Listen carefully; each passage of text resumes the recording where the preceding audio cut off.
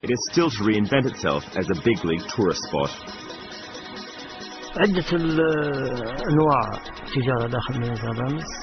التجارة من أفريقيا من الشمال إلى الجنوب، من أفريقيا إلى أوروبا أو الدول العربية في الشمال، من الجنوب إلى الشمال. تأتي البضاعة من الشمال للجنوب ومن الجنوب للشمال عكس. والحاجات اللي الاستراتيجية اللي هي الجلود والنحاس وريش النعام والذهب وعدة حاجات، يعني هذه حاجات رئيسية. واستمرت مدينة غرامس من كثرة تجارة الجلود من الجنوب للشمال حتى سميت مدينة الجلود في سنوات يعني. We're all one family, like aunts and uncles. It's more like a family trip, not for a holy relation or something like that. We're just interesting to see Gadames. We like it. Honestly, I feel proud. I'm a Libyan to see something like this.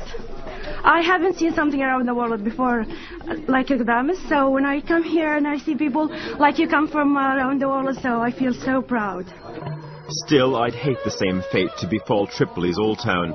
It's not just in the Sahara that Libya's history provides the template for the kind of trade and commerce that modern Libyans seem to do best. Just putting things into context, the relationship that this country has historically to the region and perhaps the immediate Mediterranean basin. Libya is a very large country that harbors a tremendous richness in cultural property and cultural heritage.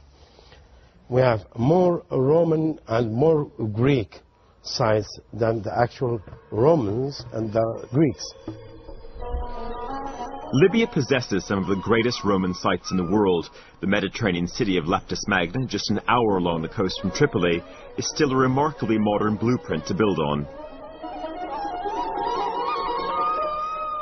We will always have played a major role between the north and south as traders and middlemen, and that's the role we excelled throughout history. And so that's what I told my superiors, and that we cannot compete with textiles with China, for instance, or we cannot compete with electronics with Japan. And well, this is inconceivable. But we can be in a better position as middlemen between sub-Saharan Africa and Europe, and between East and West. Where exactly Libya sits in the world, where its main allegiances lie, are questions that still puzzle outsiders. We are a small economy after all. We are not the big economy that many people believe, Libyans or non-Libyans believe it to be. We are not the gate to Africa that we tend to portray ourselves. London is nearer to us than N'Djamena, air miles wise. So at least to load from here to North Europe or to the UK, there is a sea of water. To load from here to N'Djamena, there is a sea of sand. Is it an explosion in Libya at the moment, or are you on a gradual, controlled slope? Where are we right now in Libya? I think Libya is really evolving rather than exploding. The chemistry around its economic and economic policies are not really allowing it to explode. In the past, the private sector was really competing with the government at two different gear levels.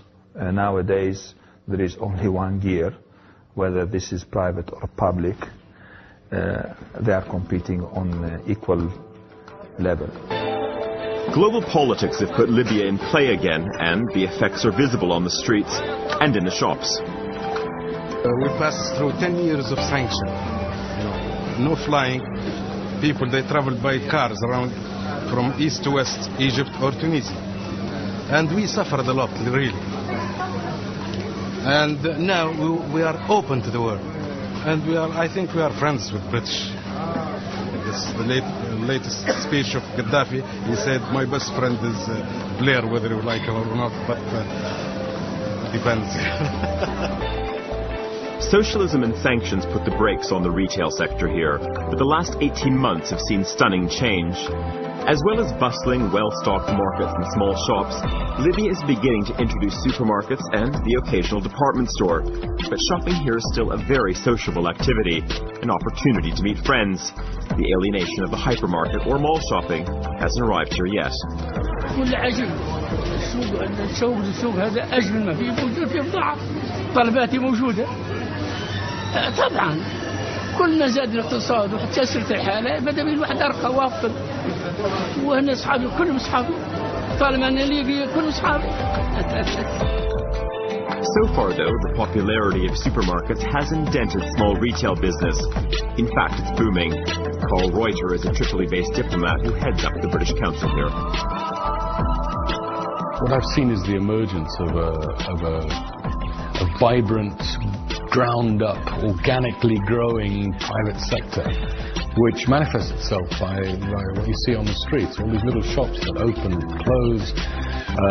There's a kind of turnover of businesses, there's new businesses coming along, businesses with things in the shops that you never saw when you first got here, and it's exciting and fizzing and bubbling. Is this new culture of the shopkeeper truly organic? And would you say that one week they might be running a crepe shop, the next week they decide it's not working and they're selling Belgian chocolates? Yeah, I don't think they're actually planning that far ahead. I think what they're actually doing is setting up a crepe shop and then seeing how it works and having a very realistic view of whether it's got potential. And they fly it as a kite, and if it's not reaching a couple of 100 feet very quickly, they'll think of something else. And you've hit the nail on the head when you talk about the family, because what's actually happening is that all of these new little micro-enterprises are opening with minimal capital. I mean, with no credit facilities, no collateral to borrow against. It's little pockets of money kept in Tupperwares in somebody's kitchen. And there may be 40, 50, 60 people from an extended family who are in bed. No structures, no agreements, no paperwork. It's all done on a handshake. It's all done on family honor. And if it flies, it flies. If it doesn't fly, it doesn't fly. Then they'll try something else. Yeah, the way of buying is different. If you like something, you buy a lot. That's different. You don't really look for the extreme quality, but you like the quantity. Big houses, and big roads, big everything. Here in Libya, we buy bread by 20. Or the minimum is 5 loaves of bread. If, for instance, in England or in France, they see somebody coming out of a bakery with 20 pieces of bread, they would say, oh, they're starving, or they have a huge family or something like this. So, yeah, the view is different. Excuse me, sir, I'm just a little intrigued. Why do Libyans buy so much bread? Because every store you go into, everyone's got at least 5 bags of bread. I know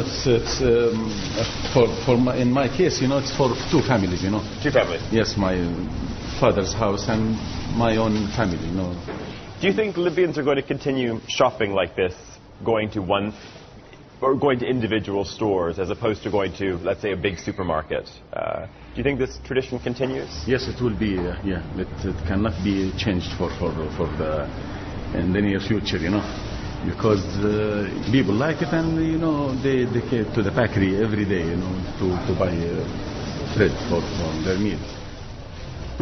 The really interesting thing about the Libyan consumer experience is that while the north side of the Mediterranean might be under threat of being dominated by a clutch full of brands, small business is actually just blooming in this country, and I don't think that we're going to see Walmarts or Tesco's or any big brands here anytime soon. I don't want to say it's a good thing, but what the hell, I will anyway. The abundance of fresh, unprocessed food here is striking, and the variety of what's on sale is evidence of Libya's retail vitality. As well as everyday shopping here, there's the odd luxury item too, like this Belgian chocolate store run by Ibtisham Benamir.